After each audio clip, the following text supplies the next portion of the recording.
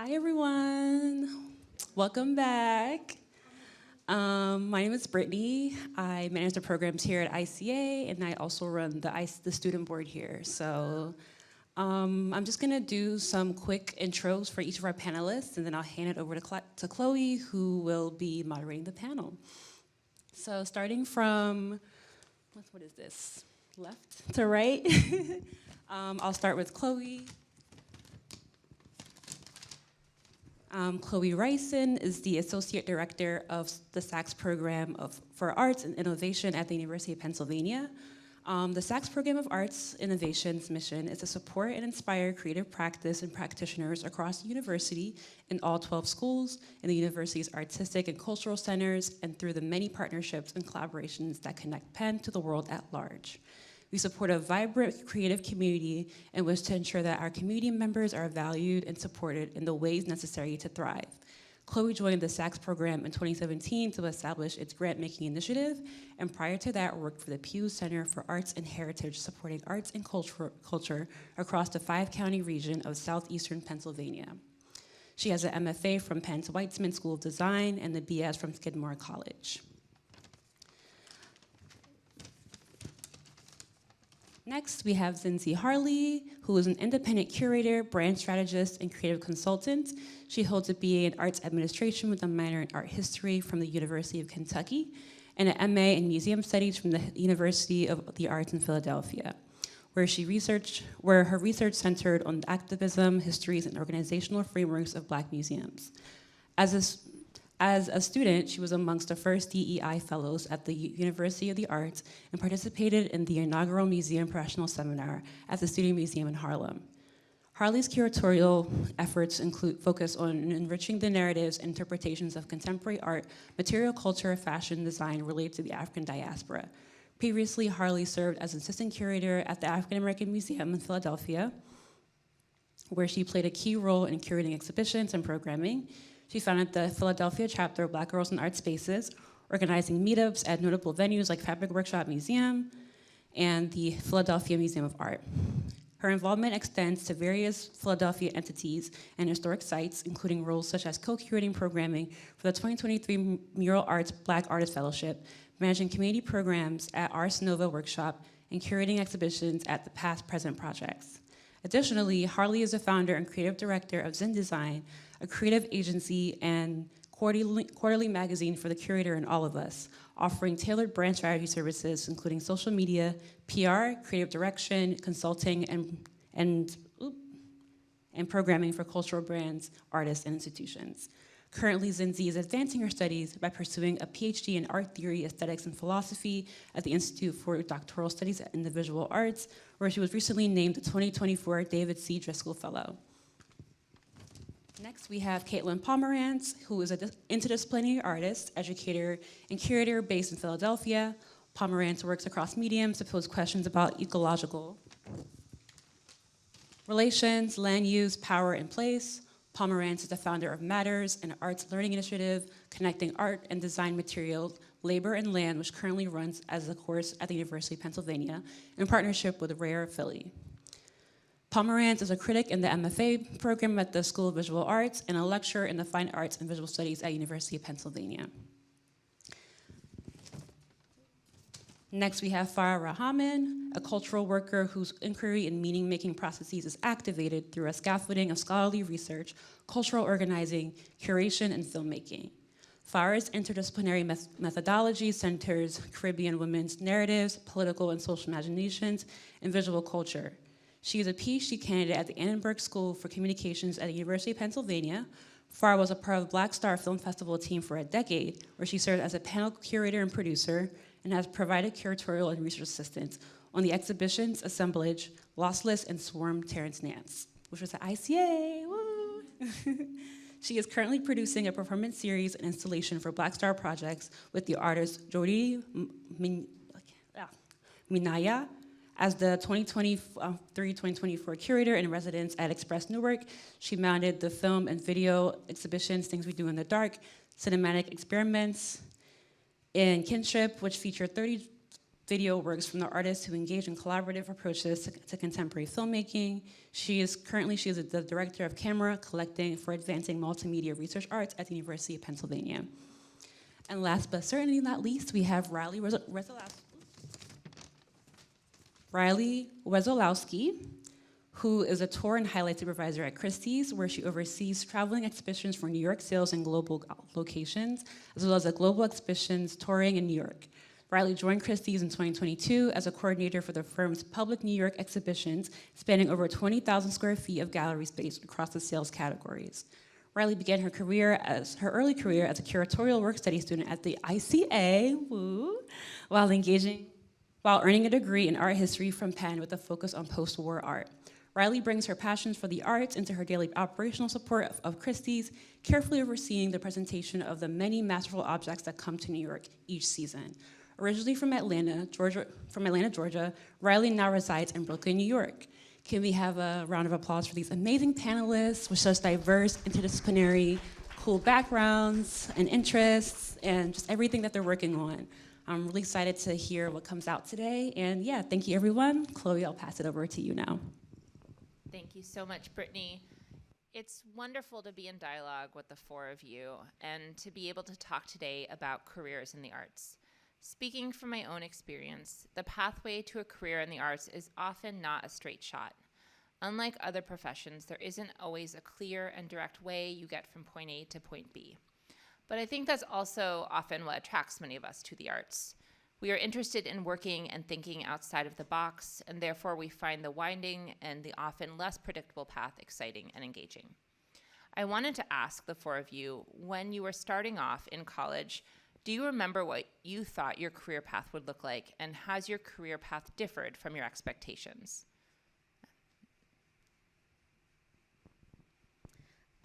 I will say when I was in college, I always tell people that I actually kind of like barely got through college. I had a really unconventional, I guess, entry point into the arts and culture that was way more commercial. I actually like modeled my way like through college, and I would travel the world. I don't know if you guys, you might have heard of like Abercrombie and Fitch. So I was one of like the few first Black models that they had, and I would work on international campaigns and travel. I would go to LA, Mexico, Hawaii, places like during mid-semester, during finals. And like my professors were incredible because they really knew what I was pursuing. You know, I was making a living off of this, and they accommodated me throughout my studies. So I will say, like, truthfully, the last couple of semesters of college, I really had to like put it in overdrive, take classes over the summer. So I did have a very unconventional, I think, route into the creative industry during that time in my life. But thankfully, my professors that really supported me the most were my art history professors. I love them. They really pushed me to pursue higher education after my undergraduate. So yeah, I wasn't the perfect student, how a lot of like folks that are in the art space, particularly like museums or who are art historians, you hear about them being like these perfect academic models to aspire to, and I definitely wasn't that, but I was passionate, and I had really passionate professors, so I'm thankful for that, and I think that really got me started on, you know, my path to what I do now today.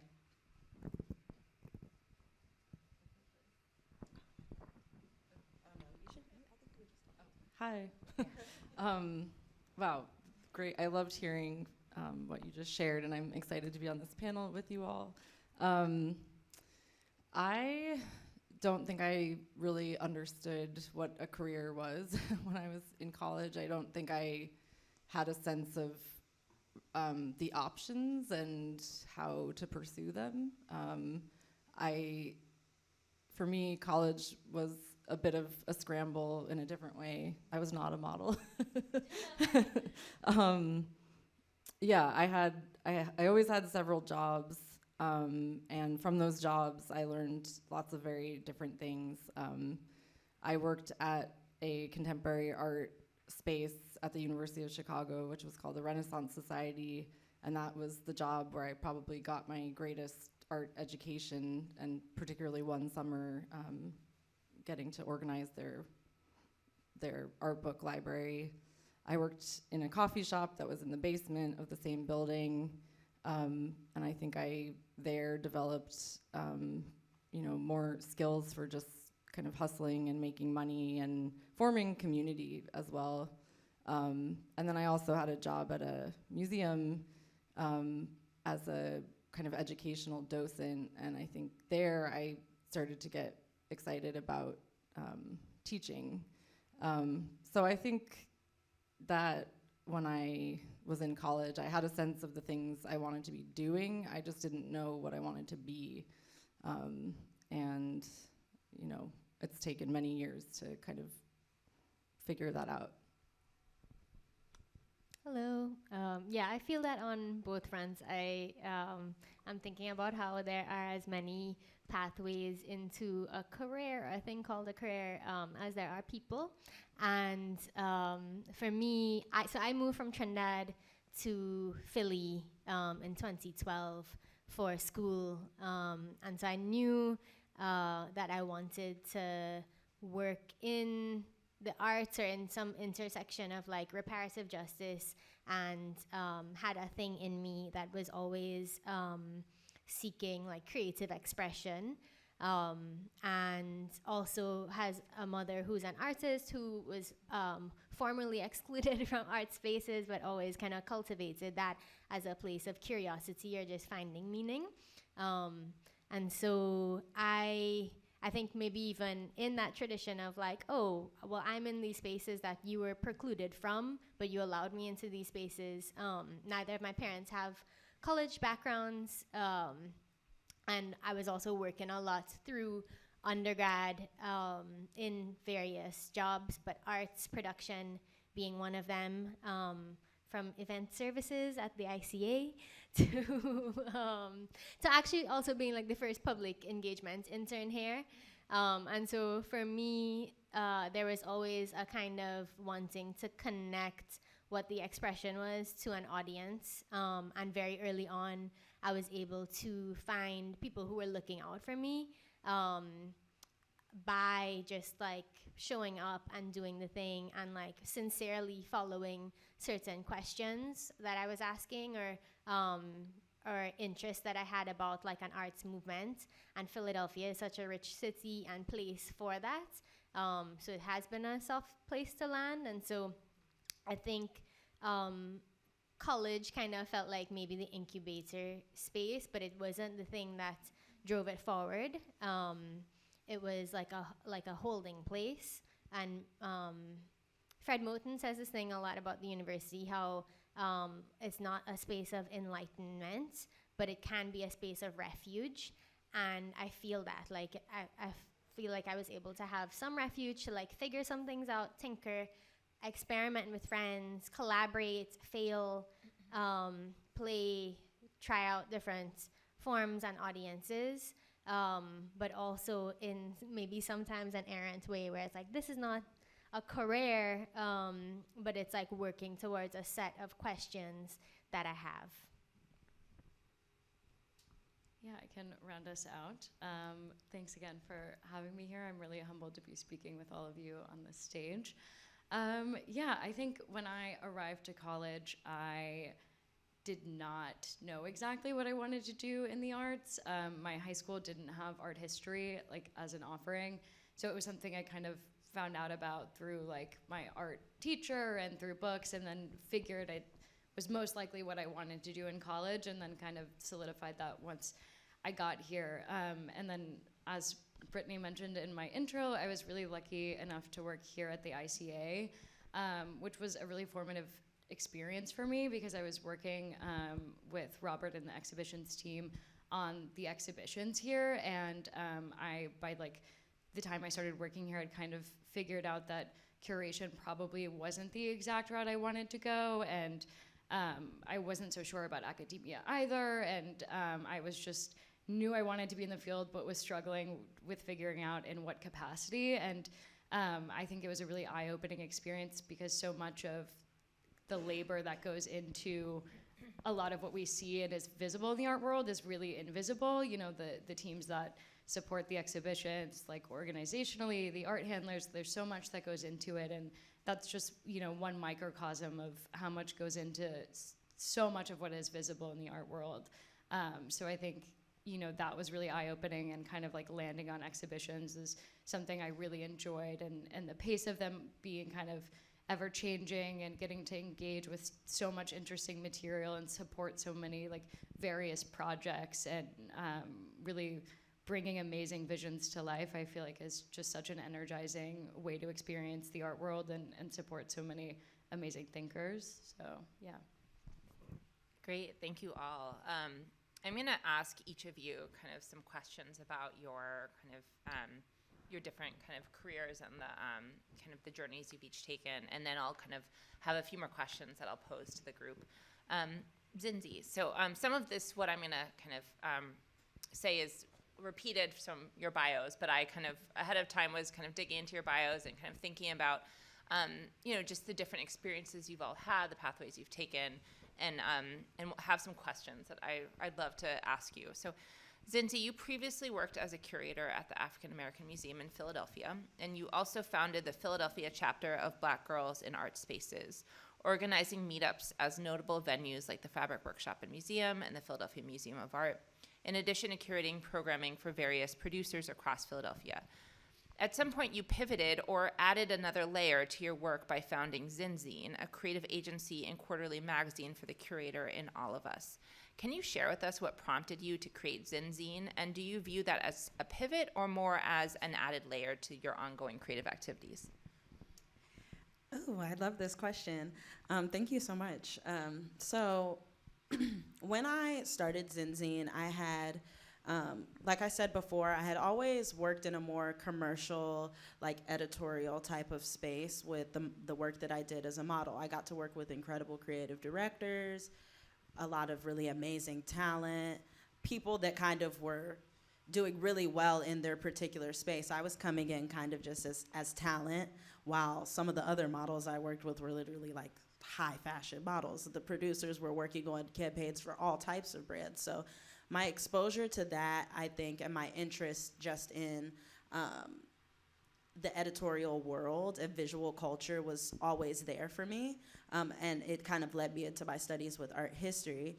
So fast forwarding to me actually being in my field and working in museums, I was always like still a digital native from that experience of like working as a model. And I loved social media. It allowed me to connect with like the museum world and see representation of myself as a Black woman. So starting Zinzine was really a way to make the curation that I was doing on social media live longer. I always used to post these like super long stories of me just reposting dope stuff that I was seeing happening in museums, in galleries, at fashion shows, like wherever. So I was like, how can I make this live past 24 hours on my story? And seeing that I always wanted to like maybe work for a magazine one day, I was like, well, I could work for 10 years and try to get people to like feel me and see my value like in this space, and you know, just go through that very gritty experience that so many like early creatives go through in whatever industry. Or I could just like claim this title that I want and go for it and start doing my own thing. So I was like, okay, I'll start a digital magazine. So I had a friend that brought me some logos after I told him the idea, and then from there it was just a real thing. So I started like posting on social media. Then I'm like, I'm gonna make this a physical magazine. So around that time, I was really unhappy at my job in the museum because surprisingly, like, at least to me at the time, Black museums also live in a legacy of like institutionalization and colonialism. And as much as I love like culturally specific institutions, I was able to learn from that space, but I realized I wanted to like dissent from that and do my work in a way that I felt was valuing myself. So I quit my job, I started this magazine, and I kind of just have been working independently since. So producing the magazine was like a passion project that really grew into something that I do full time now, and it constantly morphs and evolves with like my life and my community. So I wouldn't say it necessarily was a pivot. It it makes sense now, especially when you know about like my background prior to like museums or academia or these more institutional spaces. I just was tired of trying to get those people in those spaces to see my value. So I just wanted to, you know, take it into my own hands. That's great. Thank you for sharing. I have 2 more questions. I'm going to actually go out of the order because I'd like to continue on this thread. Is there advice that you could give others on kind of founding your own company or your own project from the ground up on your terms? Well, one, I would say, you know, you have to like take actionable steps towards anything that you want to do. So if there's something that's really inspiring you and you feel so compelled, one, I just recommend like just do it. Like Nike could have never been more, you know, accurate in that like entire branding assessment, because you just have to take the first steps, you know, even if the first time you do something, it doesn't translate as like as legitimate or perfect as like you might want it to be. The first step is just putting it out there, because you're gonna learn in the process. The first magazine I made wasn't as beautiful as the second one, and it's not gonna be as beautiful as like the 1,000th one that I make. But I think the point is you just keep learning, you know, your own best practice, how to work in the field that you're in. You keep connecting with people, and I think, yeah, you just have to believe in yourself too, because nobody is going to be there to tell you how you should do it, because we all do it differently. You know, you said there's as many careers as there are people, which is so true. Everybody's route is unique. There's not a cookie cutter way to get to your endpoint. So yeah, I would say like make a plan, go for it, put your all into it, you know, work really hard at it, make sure you have a community around you that you can like, you know, look to for some of those resources that you might need, but don't feel like you have to follow some sort of model to achieve what you want to do in life. You just have to be what you want to, you know, be. So, yeah. That's great. Thank you. One last question. So you are now pursuing a PhD in art theory, aesthetics, and philosophy at the Institute for Doctoral Studies in the Visual Arts. Can you share a little bit about your decision to go back to school and pursue a PhD? Yeah, so being that I do love museums, and I am a curator, and that's been my professional trade. Like I said, I have my master's in museology. I did my undergraduate in arts administration and art history, so I've been academically trained in the arts, the business of the arts, and also like, you know, understanding the canon.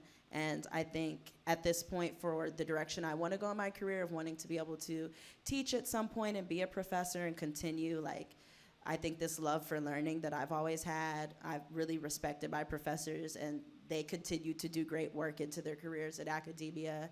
And for many of us that are working in a more traditional space as curators, as arts practitioners, having the terminal degree is just like a part of the credential. I also think it's important to me not to put too much value on that that accolade or receiving this degree. To me, it's more like, okay, if I get this PhD and I become a doctor, now I'm credible enough to tell somebody else that, you know, there's value in whatever they're doing. Like, it's a way that I can further affirm people by like bolstering like the work that I do and becoming more knowledgeable and becoming an expert. Because, you know, if there's more brown people like me with doctorates that could tell other brown people that what they're doing is amazing, then they're going to continue like to perpetuate that messaging, and I think that's very important. And also, like I said, I'm a lifelong learner. I love to learn, so learning about philosophy and how art can solve problems in our world, can champion the voices of the marginalized, can, you know, shape our ecology is very important to me, and that's what so much of my program is pushing me to think about. I would like to make a contribution to my field that is rooted in some sort of like research or, you know, tradition, and I think it's important to, you know, pursue the degree to do that. Thank you so much. Farah, you were part of the Black Star Film Festival team for a decade, serving in multiple roles, while also producing your own work as an artist and eventually beginning your PhD program at the Annenberg School at Penn. You're also currently the director of CAMERA, the Collective for Advancing Multimodal Research Arts, what influence do you feel like your time at Black Star had on your decision to pursue your PhD and the focus of this work? Thanks so much for that question. I think about my different selves or attempts at like understanding who I am and then who I am in relation to people as like maybe a mosaic. And so the PhD and the cultural production part of it, and also like me as an artist, are these kinds of attempts to cohere what it is to like be a human today and to like figure out a life that is like subtended by a lot of like uncertainty and violence. And so Black Star, like very practically, the influence that has had on my relationship to the academy and to learning. Black Star was the place that I met my academic advisor back in the day when I was asking these questions and wanting to like produce these panels and have a space for like critical thought and inquiry in a public forum. And I think for the affordances of the academy, like we all understand the shortcomings as well. The timelines can be very frustrating. Like academic timelines are these kind of like prolonged things. We can feel very siloed from like an idea of the public. The ivory tower, I'm not like preaching to the choir here, is a space that has existed to like professionalize and exclude, where the, you know, like what Zinzi, what you're saying around like having the degree is also, has for so long been a metric of a kind of negation through authority, right? And so Black Star has been a space of like a lot of like intellectual like rigor for me as well. So I met my advisor, my former advisor, before he transitioned to the role of provost. You might know him, John Jackson, at Black Star in 2015 when I programmed him on a panel with his mentor, Haile Garima, who is this radical filmmaker, Ethiopian by origin, based in LA. He was part of the LA Rebellion, right? It's coming out to UCLA, that really prolific arts movement that was responding to the LA riots. LA Rebellion folks are like a canon into themselves, right? But I had programmed him and Haile in conversation, and that was the kind of entry point into that relationship. And it was him who encouraged me to kind of take these questions that I was asking and the histories that I'm interested in and put them towards like a longer term scholarly path as something that could like hold some of these questions as I'm trying to like write myself into this history of Caribbean women and like the moving image, right? So I will also say that through Black Star, I felt like very validated in the kinds of patterns that I was forming, or the kinds of like even like theoretical kind of like leaps I was making. Like felt that there was a space to have these questions and to like have panels about really like sometimes very discrete parts of filmmaking, whether that's about like sound and disability or critical fabulation following a tradition of Saidiya Hartman, but to have them not in only the space of the academy, right? To have it with a public who might not have like read the text, but know what it is to like be in their imagination and to like to kind of vision a world with yourself, with other people, and make that in the everyday. And so Black Star, I still work at Black Star, and I've worked mostly on the festival and in all of the curatorial and like exhibition projects that we've had.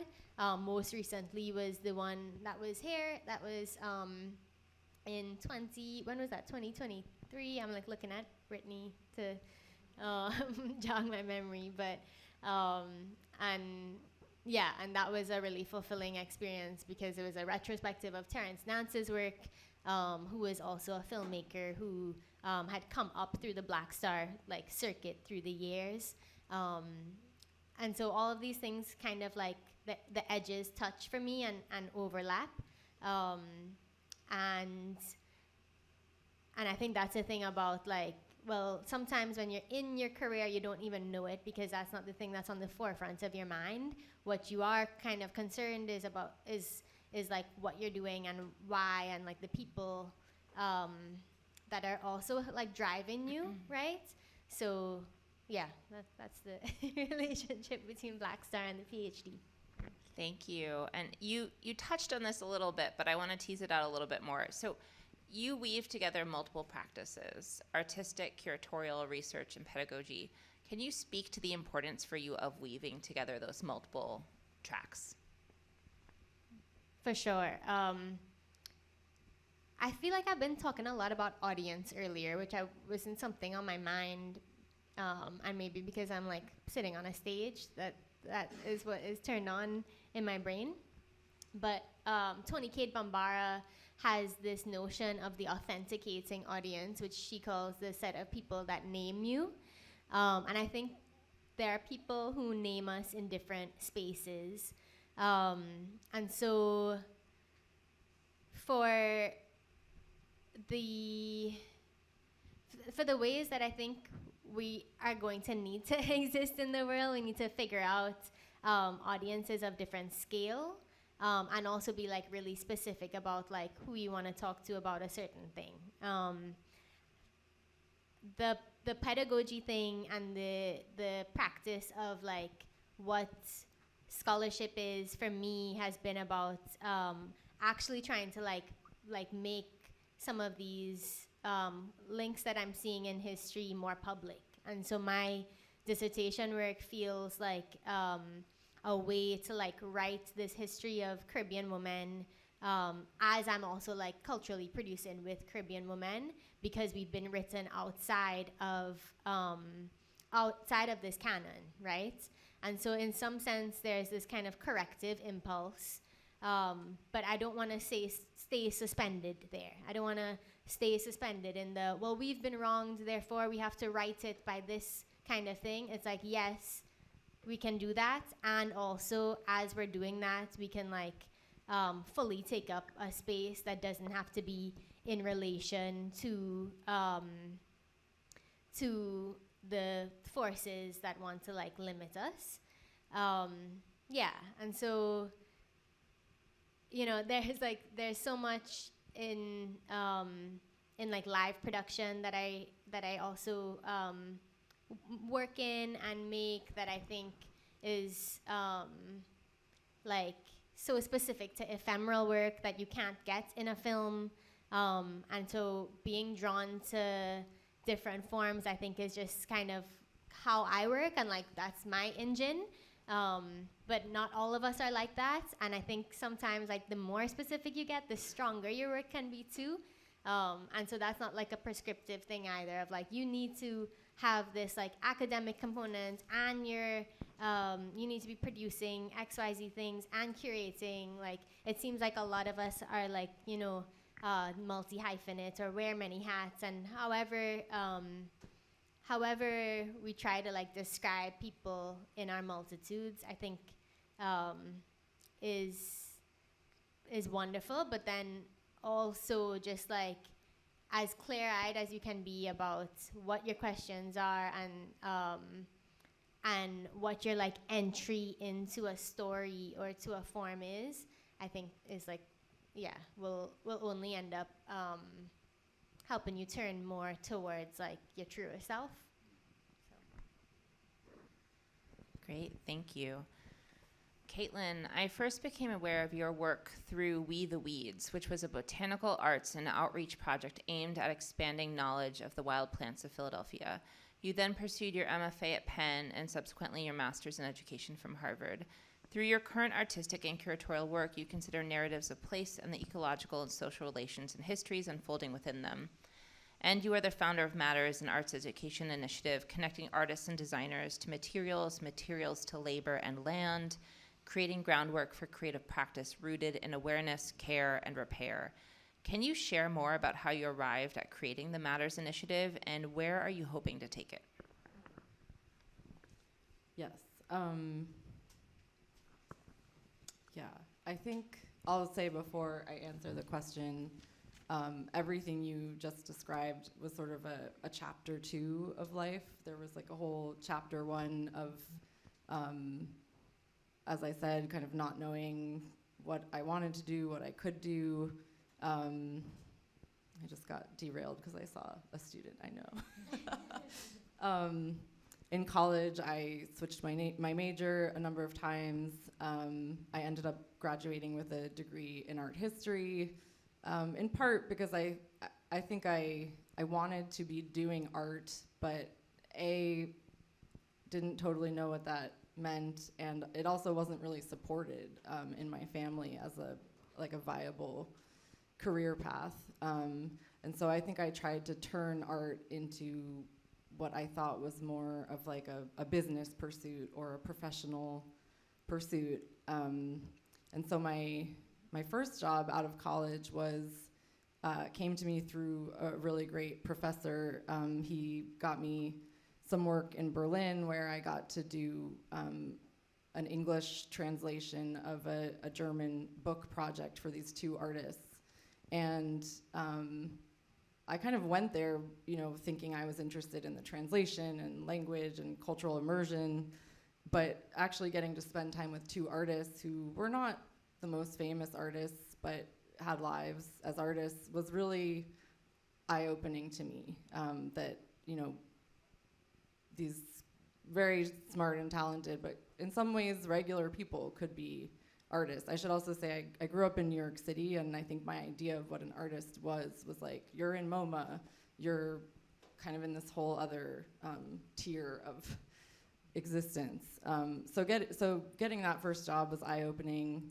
After that, I tried to kind of continue with the how to professionalize the arts. I worked at the Neue Gallery, which is a German and Austrian art museum on the Upper East Side of Manhattan. And at the same time, I was working as an editorial assistant at Cabinet Magazine. I was babysitting, I was tutoring, and I was living at home with my parents. And it was not a fun period of time, just in terms of juggling and scrambling.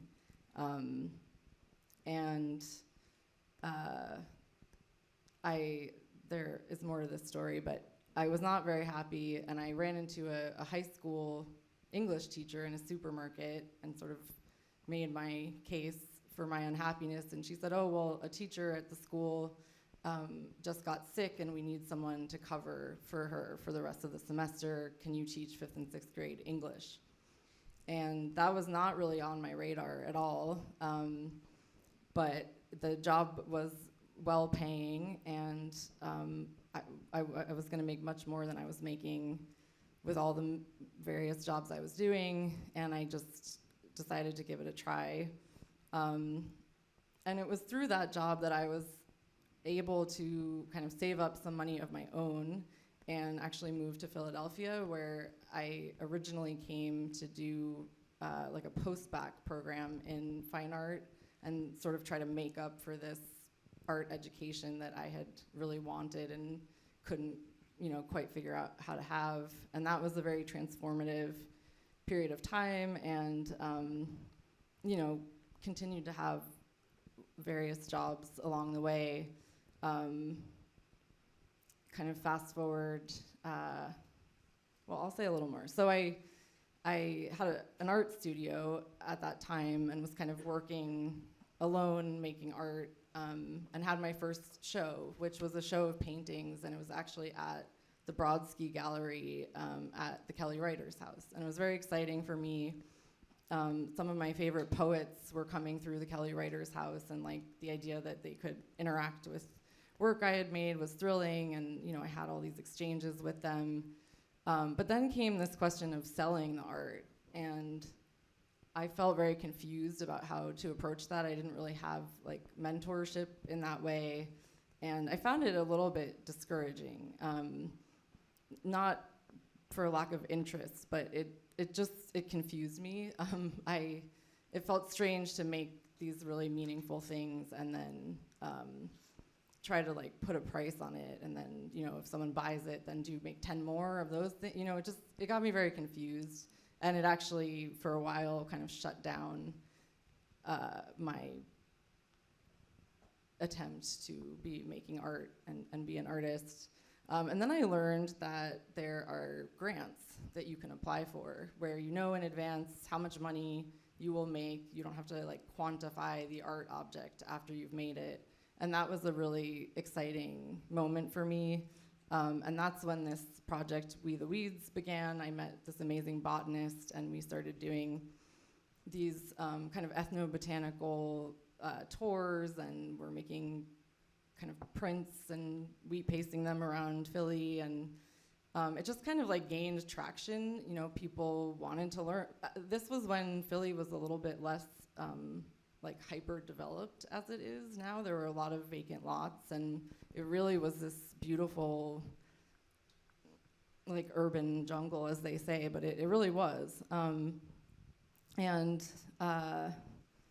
Anyway, that project kind of took off surprisingly. We ended up getting gigs to, do public installations, work with students. We created like a curriculum around kind of plants and where they came from and what their origin stories were, and it was all very exciting. And fast forward to Matters, which is the project that I'm working on now and a class that I teach at Penn.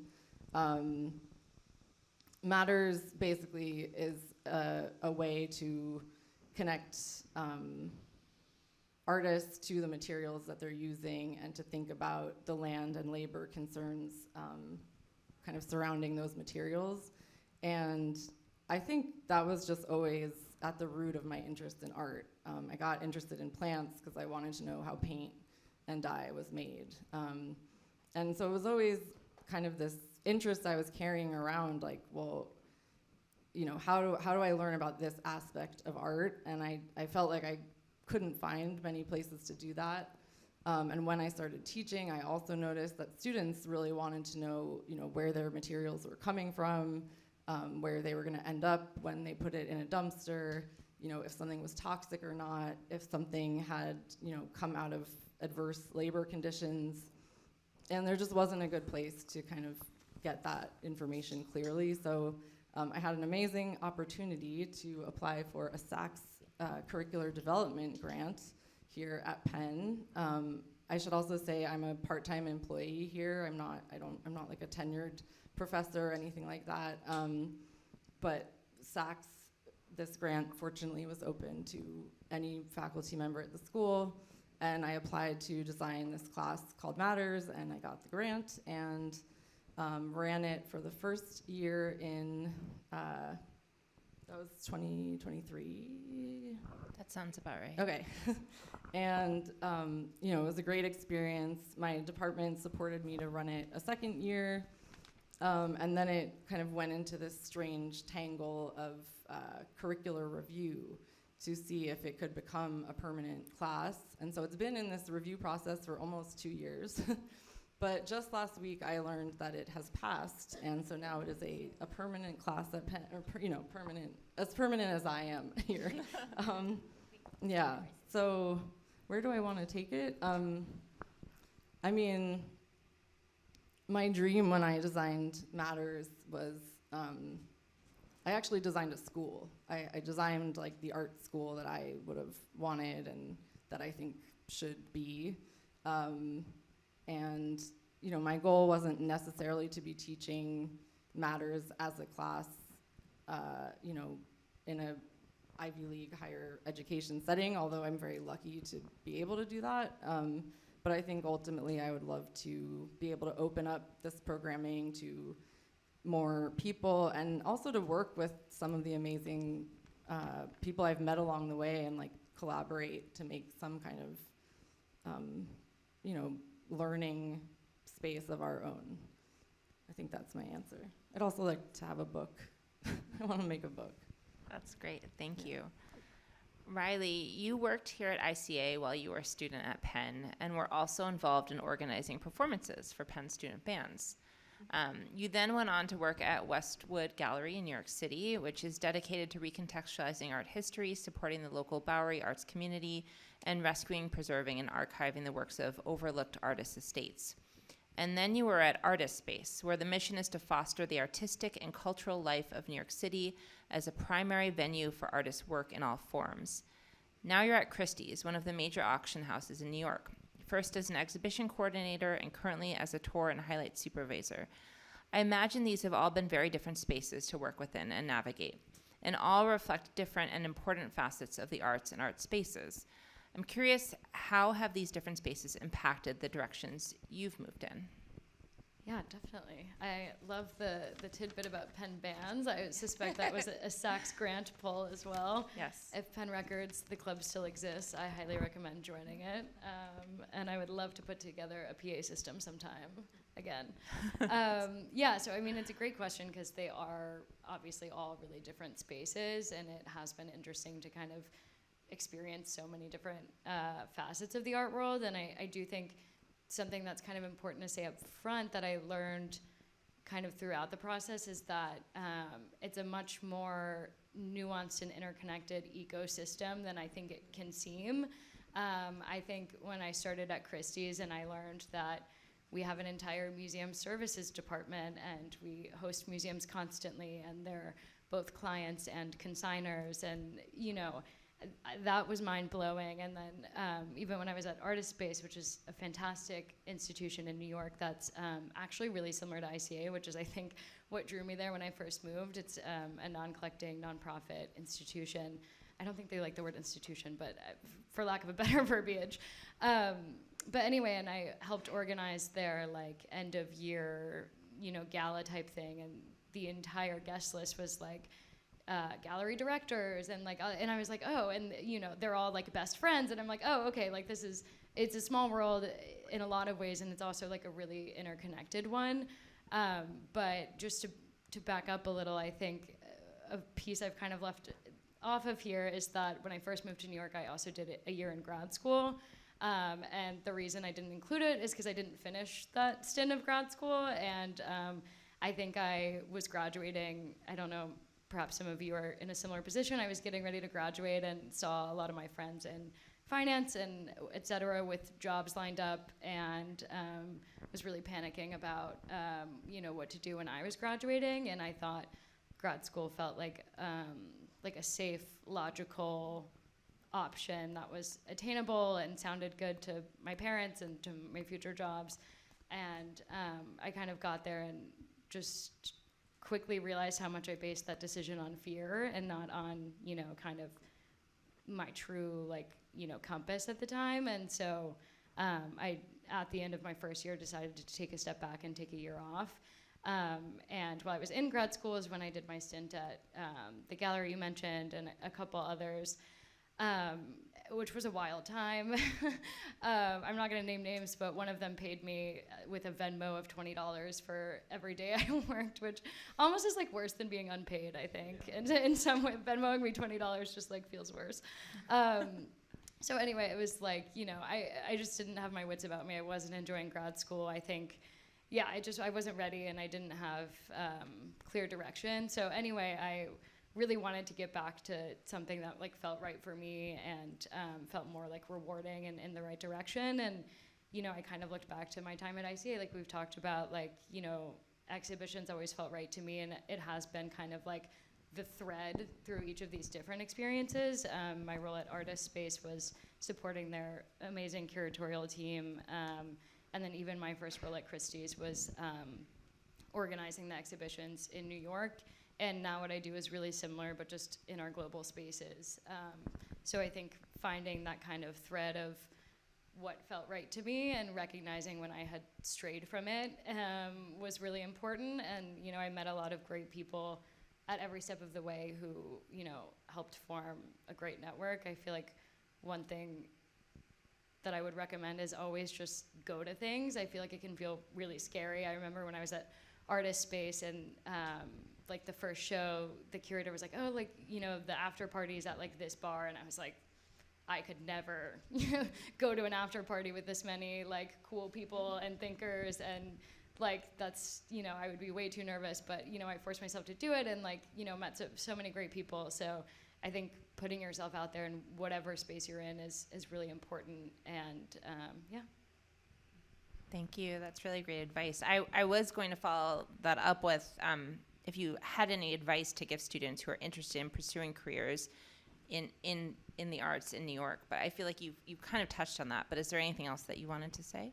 Yeah, totally. I think another piece I would say is like keep an open mind. I think I touched on this at the beginning, but like there are just so many careers that I just never would have ever known existed had I not really gotten into the weeds. And like even what I do now, I didn't know existed when I joined my company, let alone when I was like graduating college. So I think, you know, keeping an open mind and really being thoughtful. I've gotten, you know, like feedback from my hiring manager that it was like, oh, it was clear that you really thought about this, and it was, you know, your intentions were clear. And I think obviously that serves you well, and it also, you know, serves, you get what I mean.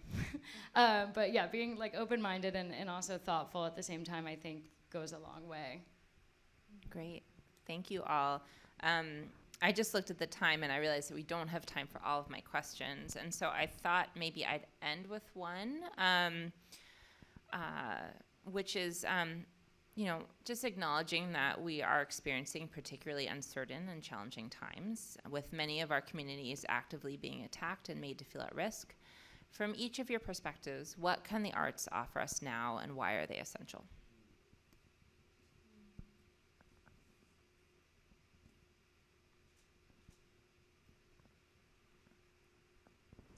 I think that question's really interesting because some of in this art world that we like think about, there's always like a hierarchy, right? So some of these people, like as much as we want to say like, oh, these are like such daunting times and we're under attack now because of like how visual some of like how in our face some of it is. It's like a lot of this has been happening for a long time.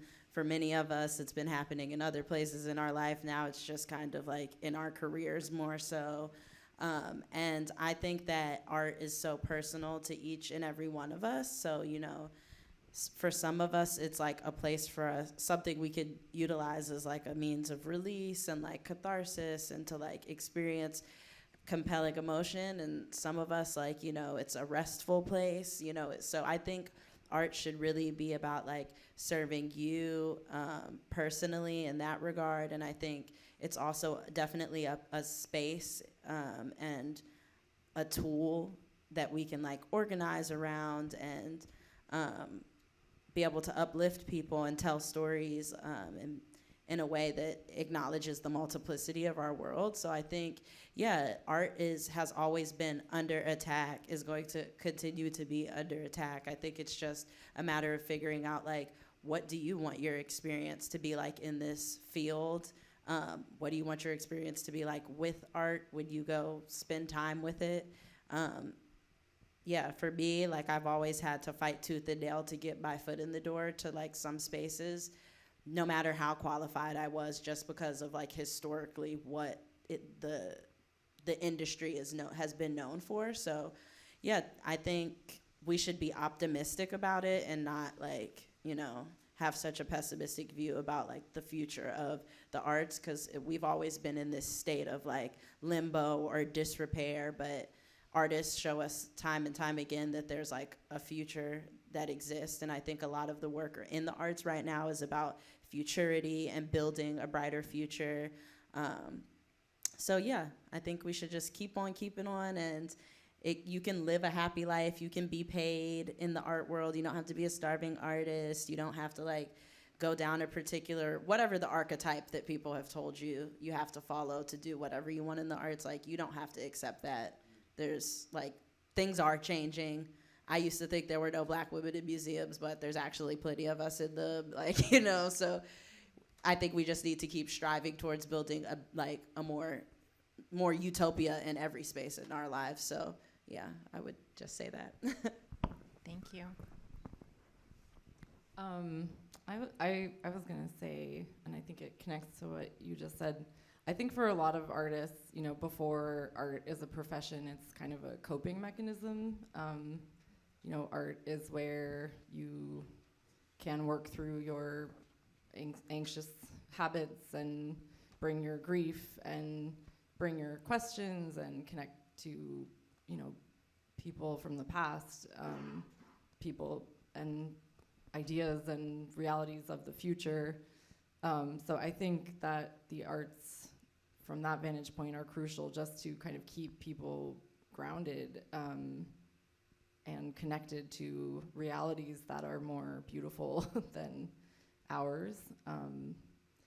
I think the other thing that art is beyond a profession, you know, for many people is community. It's how you make friends, it's how you have conversations, it's how you kind of get out of yourself and connect to people beyond yourself, connect to materials, connect to land.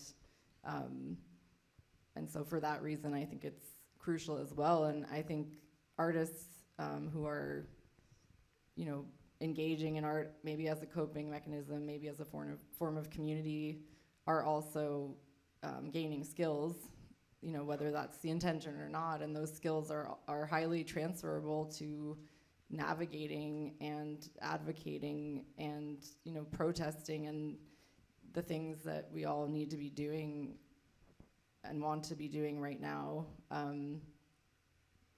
So I think, you know, the arts are crucial for a number of reasons. I feel like I had a wrap-up thought, but it's gone. So I'll pass it on. Thank you. Yeah, I think that imagination is really critical. We are also currently already like living in somebody else's imagination, and it's an imagination that's like predicated on the extraction of like all of our labor and life force for the benefit of the poor people. So, and that's an imagination, right? That does not have to be a reality into perpetuity just because it is, right? Like actually we can like prototype what it feels to be freer, drawing on what we know it is to be freer. And that's like a very real thing that I think is accessible to all of us in any set of conditions that we live in. Because if it wasn't, then like frankly, there would not be Black people like here in this land today. There would not be Indigenous people, and also there would not be like solidarity movements and all of those things, you know, because of the fact of this is what has sustained life, right? Is through that imagination is like itself a reason to keep going. I think about this a lot too as an image maker, somebody who works with moving image and filmmaking, which is such a capital intensive field. Like it takes so much to make, to like produce this work, right? Even as it's been democratized through, you know, digital formats and all of that. But it's both capital intensive and it's very slippery because it's easily co-optable. And so as much as we're saying that like we can imagine and have this radical politic, well, we know what happens when a radical politic is then kind of consumed by the system and like becomes the DEI thing, and then the DEI becomes repealed, and then we're all like, what's happening, right? And so I say that to say that like we need to be thinking about like the longer term future as much as we're also like trying to like find pockets of resistance. And what that also looks like is often our refusal, often taking a public stance, right? It's often saying, oh, actually, I politically do not align with this, whether it's a festival space or a biennial or a gallery or a museum, because of your stance on militarism and empire and the war, and we know how your board is constituted, and or we've seen the kinds of statements that you have like put out that feel very wishy-washy or in support of like, I don't know, a genocidal regime, for instance. And so our refusal also means something. Our taking public stances also means something. And I think you can do both. I think you can like be so like doe-eyed hopeful in like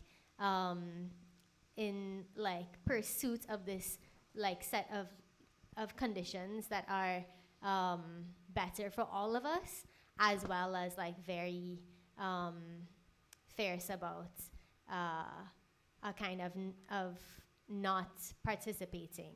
And it doesn't have to look black and white. It doesn't have to look like, well, I refuse this thing, therefore I cannot participate in any institutions. It's just about strategically knowing what you can get from different institutions and spaces and reading the room. And often, sometimes, like following the receipts too, and staying informed, like in terms of there's so many resources also for artists and collectives and people who are really like tracking kind of cultural movements, and we can talk about like some of that later, like some resources to look at. But yeah, that you're not alone in that either, and in that feeling of the contradiction is one that I experience like almost every day, and that's okay too. I think that'll just kind of be like how we have to live our lives forever.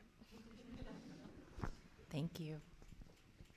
I don't know what it is about being, I think it's because I'm on this campus, I'm thinking very like historically also right now, and I think in addition to everything you guys have articulated so well, I have also been thinking a bit about like the inevitably, 100 years from now, this moment will be kind of flattened by over time into like a historical moment, and I think as with every other historical moment, the art of the time is kind of the best window into that, and often the most like prescient way of understanding, what people were experiencing. And I think there's just, so much interesting thinking about the archive, and, we've talked about the canon a couple times, and I think just important work being done around that of, keeping in mind like long term, like how are we archiving things and preserving them, and like not falling into the same pitfalls of previous canons, and just an interesting thought for like the long term. Yeah, great. Thank you all. This was really such a wonderful conversation. I think we're at time. Is that accurate? Brittany, do we still have time for a Q&A with the audience? Yes, for sure. We can Okay. definitely. We have time for that. Okay. Does anyone else have questions for these four amazing individuals? Yeah, I was thinking about going to New York City and doing some live dance. So I was thinking about going to Times Square. I guess I wanted like advice as far as like how to best like get TikTok views and become a billionaire overnight. If anyone, I guess for you or anybody that wants to give me advice about that. I would also love advice on that. Yeah. Since you say just do it earlier, right? That's the best advice. Just do it. Just do it. Just post 1,000 reels a day, and you'll probably eventually become famous. Have cats in the video.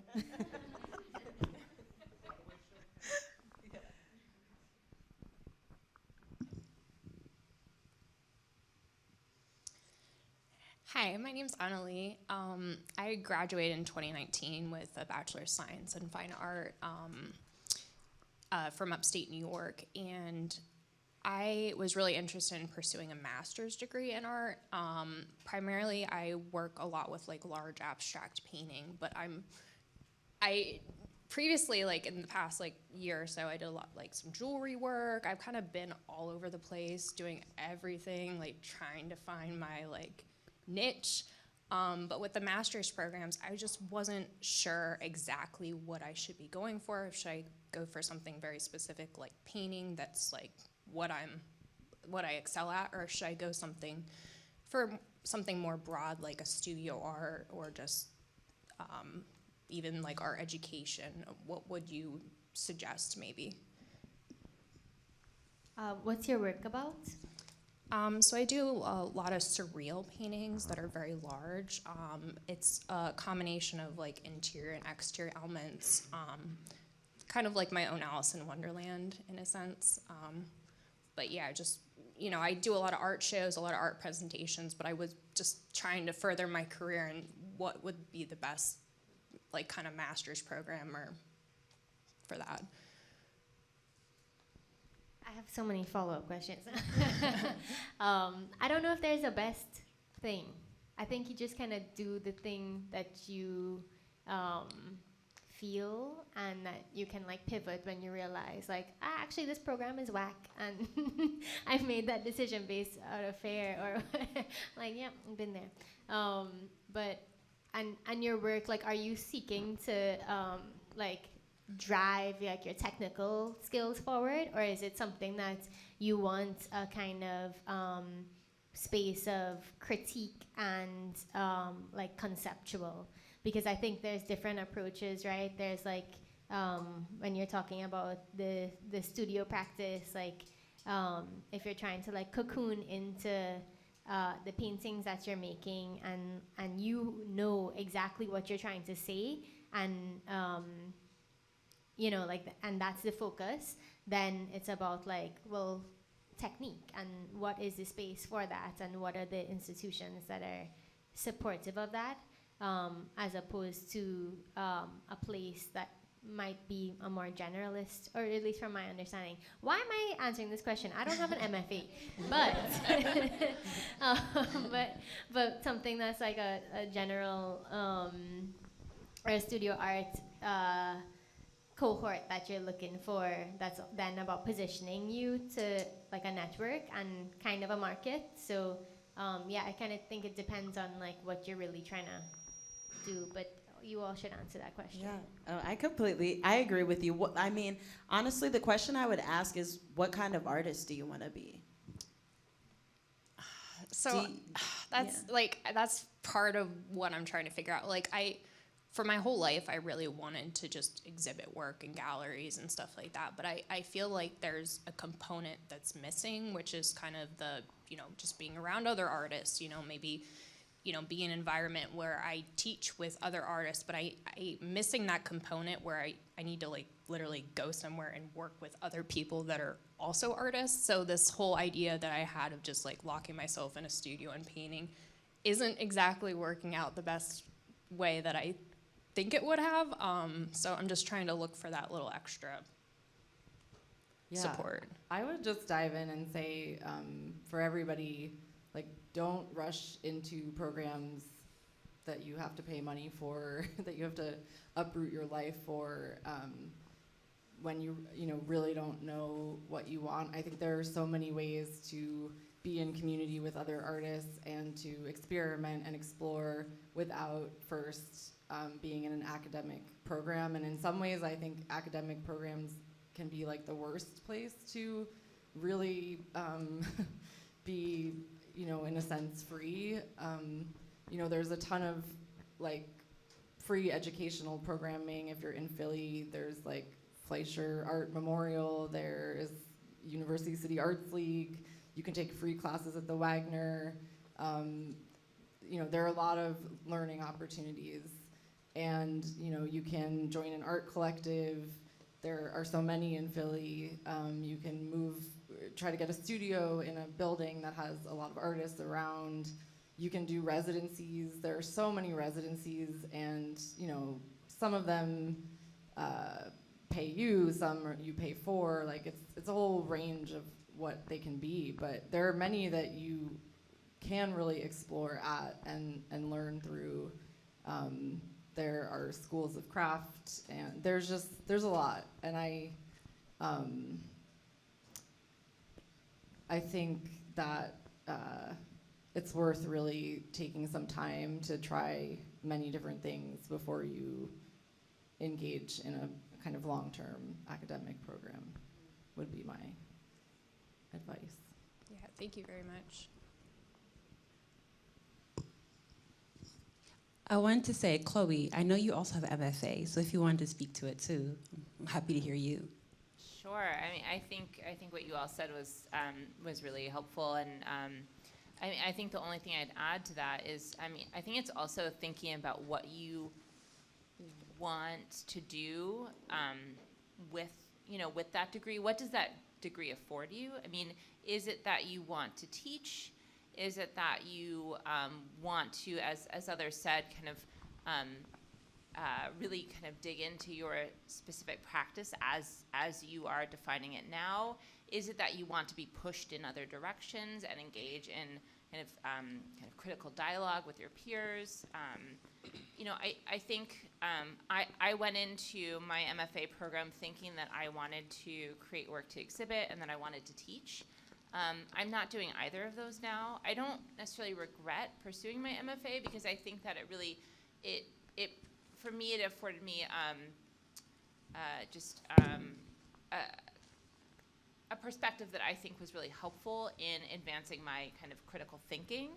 And I've utilized that. And, that has been something that has been kind of helpful as I have been navigating my career, which outside when I finished my MFA program, I thought I wanted to teach. I was applying to teaching gigs. At the time, I was also I was looking for something that would help me sort of live and survive, and so I got an offer for a class at Temple, which was I think it was sound for sculpture and installation, which just was like exactly what I wanted to teach at the time. And then at the same time, I was offered a full-time, very entry-level position at the Pew Center for Arts and Heritage, which is a local grant-making organization. And I couldn't do both. And I ended up taking the full-time position, which kind of started me on a path of supporting other artists through grants and other forms of support. And so, I didn't know that was going to be my pathway, but I think that in retrospect, I wish I had thought a little bit more about what I wanted and did I really want to teach? Because I think that like others have said, it is expensive, and it's there's other ways to immerse yourself in community and be in dialogue with your peers, and I think that's a lot of what's so phenomenal about being in those spaces. But there's other ways you can pursue that, and so I would think about what do you want on the other end, and is being in an MFA program the best way to get you from point A to point B, or are there other ways?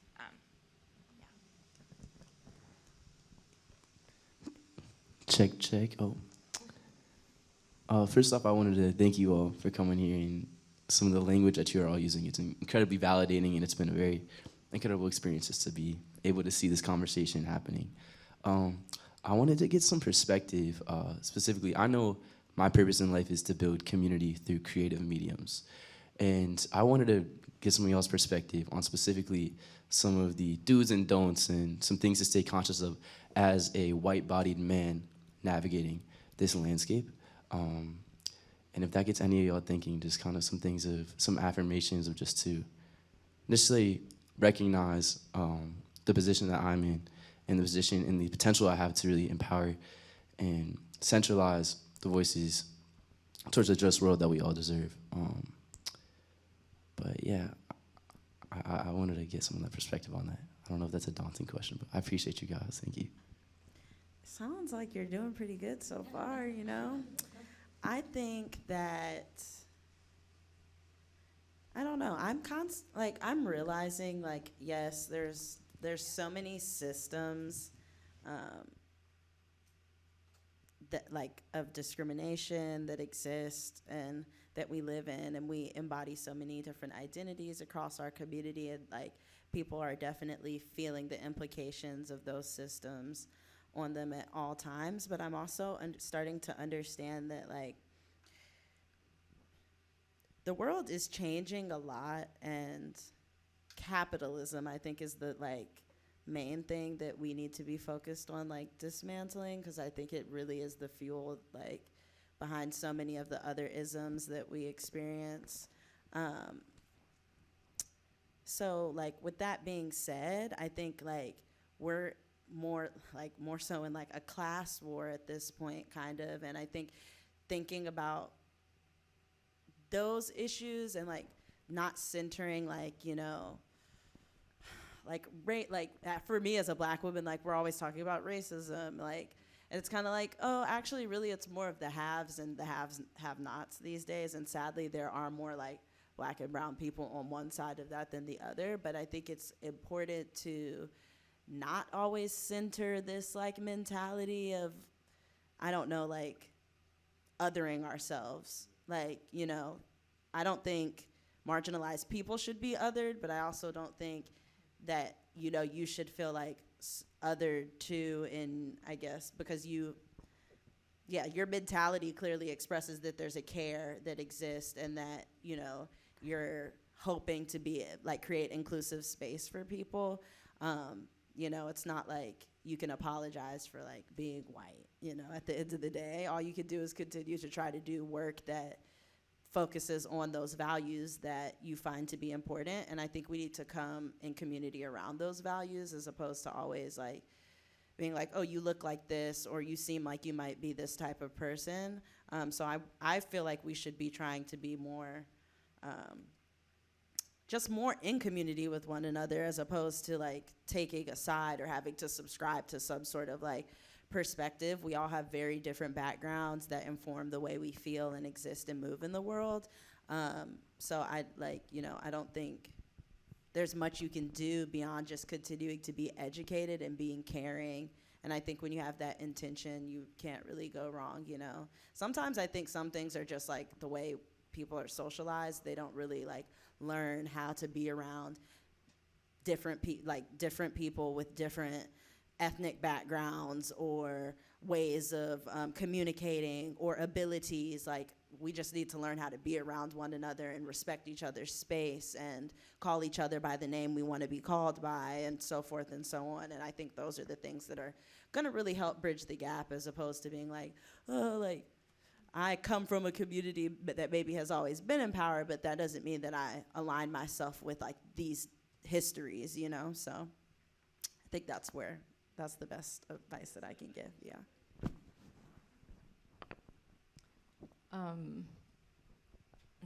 I have two thoughts. One is, you know, we live, well, individualism is kind of at the core of, you know, American capitalist, white, Eurocentric culture. It's like celebrates the genius and the person with the good idea and the person who makes the most money. And I think there's even a funny way that like community building becomes like, I started this thing to build this community, and I started this school, I started this whatever. And I think for anyone who is truly interested in community building, which it sounds like you are, it's like, how do you do it truly collaboratively? And that might not be something you can always engineer. Like, it might be something that just has to form around shared goals, concerns, questions. And I think a second thought is, you know, whatever, you know, kind of body you're born into, however you present in ways that you may not have chosen, like, it does come with a responsibility, unfortunately, sometimes, to have to be in, to be able to be the person who can talk to the other people who seem like they're like you, but they're not like you. Does that make sense? Like, you know, I've worked in a lot of institutions, frankly, that are incredibly like toxic and disgusting. But because I look the way I look, I could go to the like women's dinner at the thing and kind of say things that maybe someone in a different body color or whatever presentation couldn't, or wouldn't want to subject themselves to, frankly. So I don't know, I think it is probably in some ways unpleasant to present as a white man. Like, the people you could have to talk to might not be the people I would choose to talk to. But it sounds like you're interested in figuring out how to navigate that. Not only, it sounds like you're interested in actually like using that in a way to maybe subvert some of the things that you want to see change. Yeah, and I would just add, like, be really honest and don't overpromise, just as like a baseline, um, and like treat everyone with dignity. Obviously, always, but for some reason that still needs to be spoken. And then like know your lane, right? And it's actually okay for us to have different lanes. Because there are some things that like we will never be able to access because of our positions, and so many other ways that this like experience that we're having is a shared one that we really do need to connect over and like fortify. And so yeah, maybe don't do the thing of like you're gonna be this expert in indigenous women on domestic abuse in a language that you don't speak, and then but there's not saying that you can't work on people who are doing that work too, right? There are always entry points into like providing your sensitivity and your labor and your your energy towards. And it's just about like kind of tuning that internal compass around like, oh, what is my lane, and like am I actually like, when do I fall back a little bit, or what are the things I pick up on, you know?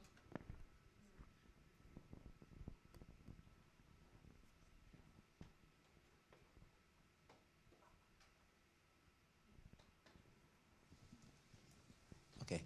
Hi. Hello. My name is Ishtar. Thank you all for speaking. This is a really, really good panel. I guess I wanted to ask about.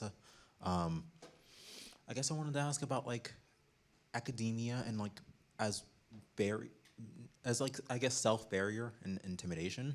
I guess is that like something that you felt and you're kind of trying to like navigate life as an artist, kind of like self-doubt, fighting through your own barriers, asking that as an artist of myself, like who didn't go to school for art, and who's been just kind of doing it on her own accord for the past decade, without not having an academic background behind that art, and kind of in some ways entering art spaces a little bit intimidated, or a little bit like there maybe might not be some things that I feel like I could explore, or even if I wanted to, like I wouldn't be accepted or would be seen in a different light because I didn't go to school as like in an arts program or whatever. I don't know if any sort of feeling of that sort has come up amongst y'all, but I'd be interested in hearing what you have to say. Academia is a tough space to be in because, it's an institution, and it's based on certain ideals that favor certain people that have certain kinds of backgrounds, and it's based also in like a tradition that isn't always questioned or interrogated through and through, and it's also based on a very honestly Western perspective majority of the time. I think higher education, particularly graduate studies, are what you make it. You go into graduate school and you take this like pretty standard like curriculum maybe in the first year or two, and then you get to the point where you have to do more of like independent study and things like that, and then it's on you pretty much to decide where you want to loan your intellectual labor to doing research or going further into whatever your interest is. For me, I definitely had professors that were annoyed because I was always like, why are we thinking about this whole idea of museums or the concept of collecting? Why are we starting in Europe? Like every time we talk about this, there's nobody else that collects stuff and puts them in, special spaces that are dedicated to showing this stuff. So I think once I started realizing that like they didn't have all the answers when I was going to go in the classroom, that my professor didn't know everything, that this textbook isn't telling the full story, I could start to like decolonize my thought about like myself and where I exist in like academia and this institution. I've had professors that have said things where I was like, girl, what are you talking about? Or, I've had professors that were like, so amazing that that really aligned with my perspective on like the arts and the industry I was in. I do also think there's something to like strategy and understanding what institutions do and like applying some of these like methods in your own like way or in your life. There's some institutions where you go to school as an artist, and if you can get through that like MFA program, you can go straight into the art market and do very well for yourself. They know there's a formula to developing that type of artist. Institutions like Christie's and Sotheby's and like some of these major museums that you see internationally, like they understand this, they acknowledge this, many curators and people in the field that work in those enclaves within the art world understand this too. So I think you have to you have to study and you have to like prepare yourself for like whatever path you want to go down. If you want to be a blue chip artist, it's doing extensive research and refining your technical ability is going to take you very far. But also being connected to certain people is going to take you very far as well. So I think it's just about understanding like what academia or institutions can provide like in the pursuit of whatever it is that you're looking to do. And you're thinking about your place and all of that is going to determine whether you experience like imposter syndrome. Like you have to tell yourself that you're valuable, that you're worth being there. And, whether or not your resume, like half the time, like my resume looks just as good as plenty of other people that work in institutions. But then I start thinking like, I don't even want to work in a space like that. I've worked in so many spaces like that. And I see how uncomfortable it can be when I can actually do my work like outside of these spaces, come in when I want to, and the people in these spaces still respect me as well. So it's kind of like you just have to decide like, what side you want to be on, what kind of work you want to be doing. And I think being knowledgeable and like educated can come in many forms. You don't have to take a conventional route to knowing or being well-rounded or well-practiced. There's so many ways to do that. I would just respond to the self-doubt part. It is there. It's always there. And I think the worst thing about self-doubt is when it prevents you from kind of sharing your work, your ideas, your whatever it may be, because it is so present, it just makes you feel that that is not worth sharing. And I think that's the part to really try to kind of cut through, as uncomfortable as it may be, because you just need a few or even one person to connect for 1 second with what it is you're doing, and that can kind of shift like how you think about yourself and your work. At least that's been true for me. And just kind of trying to hang around the people that get what you're doing or are willing to have a conversation or, who hype you up or who challenge you. But like, those are the people that are important. And I would say in terms of, academic training or not, there are so many people that have so many degrees and are not, just, I don't want to use whatever words I would use, and I think that that's understood. And there are so many brilliant people that, who care, like, I don't know, I think you can find yourself in circles of people who really care about those kinds of things, and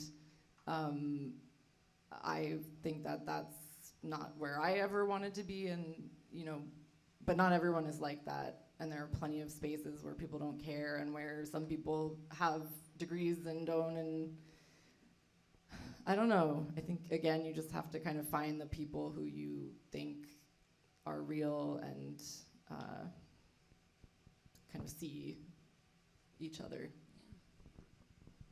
Yeah, for sure. I think with the self-barrier thing, don't worry about that with the academy. jargon isn't meaning, right? The meaning is the meaning, and then the rap is the rap. You can always figure out the rap after the doing the practice, right? But actually, like, that should come like secondary to the real thing, which is what are you trying to like understand? What is the thing that is like obsessing you, right? Because you already are that girl person entity. I don't know how you identify, but like main character energy with it. Just believe that that like that is enough. Like just like having a sincere kind of like, even when things feel uncertain, they're like, oh well, you trust your intention, and that is enough.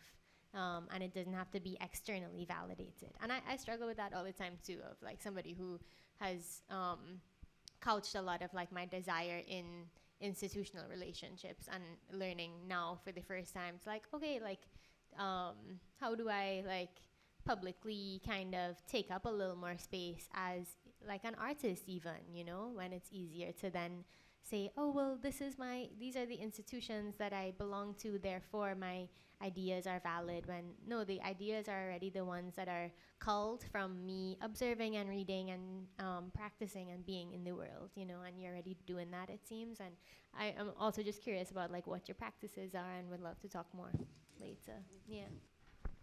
I have one thing to add from a purely practical standpoint. I had like crippling self-doubt, anxiety, like all through college, and like you were saying, like specifically like academics. And I, like towards the end of my college career, I found like the one thing that really helped me was like, and maybe you already do this, but like putting things aside for a minute and like finding time to return to it later, because I felt so like emotional, like, you know, self-doubt is so many other emotions go into that, like shame, and like at least for myself, like, you know, being shameful of what I felt like I was doing, like wasn't good enough, and having some time away from that sort of emotional experience and being able to like look back and analyze my work objectively and be like, oh, this actually like is not terrible, and it's actually kind of interesting, and had I fleshed this out more without being so anxious to do so, you know, it could have been really interesting. So that kind of like, as much as you can, like, you know, giving space and feeling those emotions and letting them kind of subside and then return, that seemed to work for me sometimes. All right, we have time for one more question, so we'll keep it brief. Here you go. I'll try to keep it brief, but first, thank you so much for everything you've talked about. This is just great, and as a student graduating from Penn, trying to find a career, and I know we've all handled with situations where we work on multiple gigs of temporary contracts and not knowing what the next step was. I just wonder, what were the things that you did to kind of give yourself a sense of grounding or security while dealing with these kinds of challenging careers that you were facing at that moment?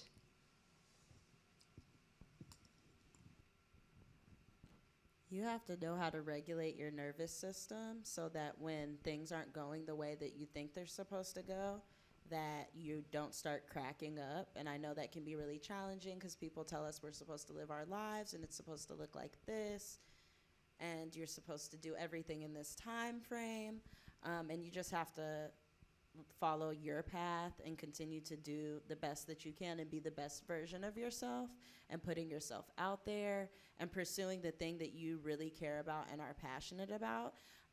It's going to be really hard sometimes, you know, when you're working independently and you're not relying on someone to give you a paycheck every 2 weeks. It can get really like tricky, and it can be scary. I transparently, like many people who are freelancers, like I know what it's like to be a couple months back on rent and get a gig and then pay it off and keep the hustle going, you know, like that's just how it goes sometimes. People don't always want to talk about that and how uncomfortable that can be, or just knowing like you're just barely getting by, you know, but like you have to start somewhere, and working independently takes time to develop relationships in your community, to develop a rapport with like institutions or your personal relationships, to show the work that you've done, to get more experience doing that work. People spend years and years and years developing like a career. A career is not like just this job that you have at the time. A career is like your life's work, you know what I mean? So I'm very young in my career, and I've had to like constantly, you know, build everything for myself, whether it was like my mentors that I had, pursuing them, like looking for opportunities that really aligned with what I was doing, taking a job for a little bit if I had to, working 3 jobs through graduate school, you know, like that's honestly just like that's so many people's story. But I think the biggest lesson you can learn is just learn how to be comfortable where you are in the timing that you're there, and learn how to just like relax into it and take it day by day and know what your like mission and where your heart really is, and to not let people walk over you or like, you know, compromise your vision just because they might not think it's practical or anything like that. So yeah, just know how to be you and be comfortable doing that. Yeah, I would just quickly say, just like on a more practical level, like I think having some kind of back pocket things that you know you can do to make money when you need it, like editing was a thing I ended up doing, and it was like I had a few places I could reach out to and just know that that was gonna work, or like tutoring, like childcare, whatever, you know. I think also knowing that you can always take a job because you need to, and that doesn't have to determine the rest of your life. You know, you can spend a year, you can spend 5 years doing something that's not ideal. I mean, that's maybe not the goal, but it doesn't mean that that's like what you do forever. Yeah. I'll just add to that. I think also you don't really know what direction, you know, something can take you, and so I guess be open to that. I mean, I think it's completely, you know, like be comfortable taking a job because you need a job, and then being open to where that might take you or to the next step that that can lead to. I think that's a really important lesson, is just, you know, like being okay doing something because you need to do it, and then also being okay kind of keeping your eyes open and ears open and like mind open about, okay, well, I'm here now, where can I go from here? I was just gonna say something about comparison and trying to avoid it, which is really easier said than done. But I think something I've learned over time is you really don't know like what is going on with a person. And so it may seem that they're, you know, doing this and doing that and going straight from here to there, and how did they do that? And it's like, maybe they know someone who works there. Maybe their parents had X, Y, or Z. Or maybe, you know, on the other side of things, like they're doing this thing and they just lost love. You know, you just like don't know what's going on, and things can change for people. And I think trying to be like generous with other people rather than competitive. Like if someone's doing something you feel jealous of, like try to talk to them, try to like, or find someone who's doing a similar thing and try to understand how they did it. Don't like beat yourself up about it. It's not, doesn't get you anywhere.